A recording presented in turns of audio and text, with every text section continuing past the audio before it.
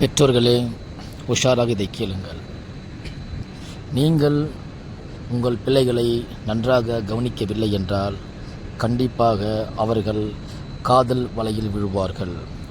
அவர்கள் அப்படி காதல் வலையில் விழுகின்ற பொழுது மிகப்பெரிய நஷ்டத்தை நீங்கள் சந்திக்க நேரிடும்.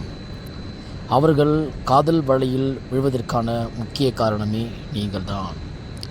எப்படி என்று பார்த்தீர்கள் என்று சொன்னால், நீங்கள் கணவனும் மனைவியும் ஒற்றுமையாக இருந்து குழந்தைகளை அன்பாக நீங்கள் வளர்த்திருந்தால் கண்டிப்பாக இன்னொரு அன்பை தேடி அவர்கள் போக வேண்டிய தேவை இருக்காது. நீங்கள் இருவரும் சண்டை போட்டுக்கொண்டு குழந்தைகள் மேல் அன்பு காட்டாவிட்டால் 100% அவர்கள் தன்னிடம் பழகின்ற ஆண் நண்பர்களிடம் அந்த அன்பு கிடைக்கும் பொழுது அவர்கள் அதனை பயன்படுத்தி கொள்கிறார்கள்.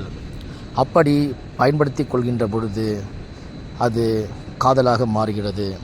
அப்படி காதலாக மாறுகின்ற அந்த அன்பு கல்யாணம் வரையில் செல்கின்றது. அவர்கள் கல்யாணம் வரையில் செல்வது கூட பரவாயில்லை. ஆனாலும் அவர்கள் சென்றாலும் அந்த வாழ்க்கை அவர்களுக்கு முழுவதுமாக நிம்மதியை தரப்போவதில்லை. ஏனென்று சொன்னால், அவர்கள் ஒரு புரியாத வயதில் அவர்கள் காதலிக்க ஆரம்பித்திருப்பார்கள். அதுதான் உண்மை. ஆனால் கல்யாணத்திற்கென்று ஒரு வயது இருக்கிறது.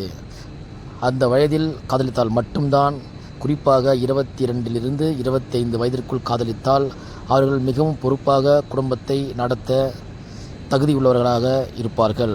அப்படி இல்லாமல் 12 வயதிலோ அல்லது 15 வயதிலோ காதலிக்க ஆரம்பித்து விட்டால் அவர்கள் குடும்பம் நடத்த தகுதியற்றவர்கள் ஆவார்கள்.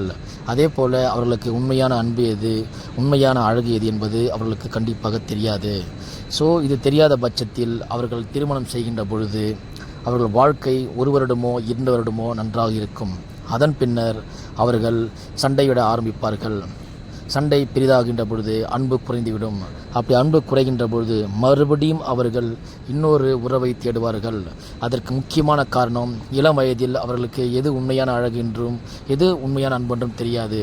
ஆனால் கொஞ்சம் வருடம் கழிந்த பிறகு கண்டிப்பாக அவர்களுக்கு தெரியும், இதெல்லாம் நம்ம வாழ்க்கை பார்ட்னர், இன்னும் இவன் தான் வாழ்க்கை பார்ட்னர் என்று அவனை தேர்ந்தெடுப்பார்கள்.